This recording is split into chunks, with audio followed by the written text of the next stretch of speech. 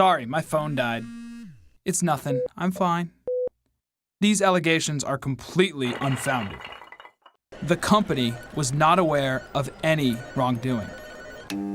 I love you. We hear anywhere from 10 to 200 lies a day, and we spent much of our history coming up with ways to detect them. From medieval torture devices to polygraphs, blood pressure and breathing monitors, voice stress analyzers, eye trackers, infrared brain scanners, and even the 400-pound electroencephalogram. But although such tools have worked under certain circumstances, most can be fooled with enough preparation, and none are considered reliable enough to even be admissible in court. But what if the problem is not with the techniques, but the underlying assumption that lying spurs physiological changes? What if we took a more direct approach, using communication science to analyze the lies themselves? On a psychological level, we lie partly to paint a better picture of ourselves, connecting our fantasies to the person we wish we were rather than the person we are. But while our brain is busy dreaming, it's letting plenty of signals slip by. Our conscious mind only controls about 5% of our cognitive function, including communication, while the other 95% occurs beyond our awareness. And according to the literature on reality monitoring, stories based on imagined experiences are qualitatively different from those based on real experiences. This suggests that creating a false story about a personal topic takes work and results in a different pattern of language use.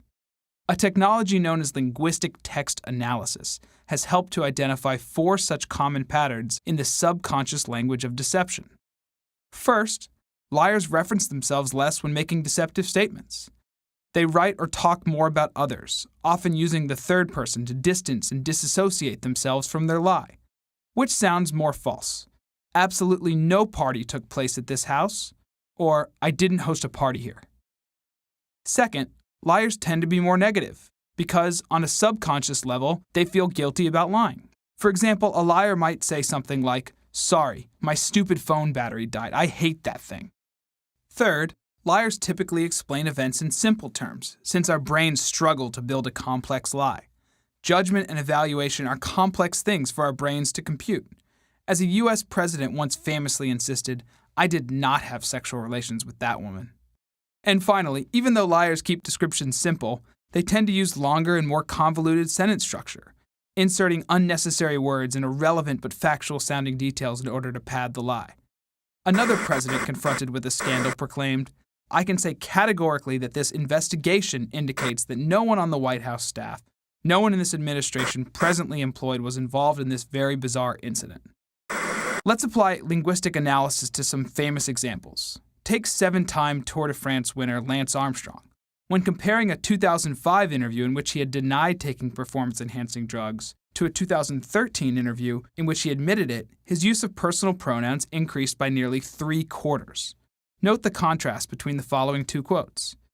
First, "Okay, a guy in a Parisian laboratory opens up your sample, Jean-Francis so-and-so, and he tests it.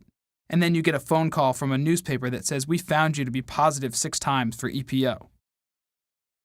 Second, I lost myself in all of that. I'm sure there would be other people that couldn't handle it, but I certainly couldn't handle it, and I was used to controlling everything in my life. I controlled every outcome in my life." In his denial, Armstrong described a hypothetical situation focused on someone else, removing himself from the situation entirely. In his admission, he owns his statements, delving into his personal emotions and motivations.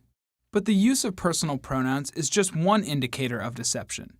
Let's look at another example from former Senator and U.S. presidential candidate John Edwards. "I only know that the apparent father has said publicly that he is the father of the baby.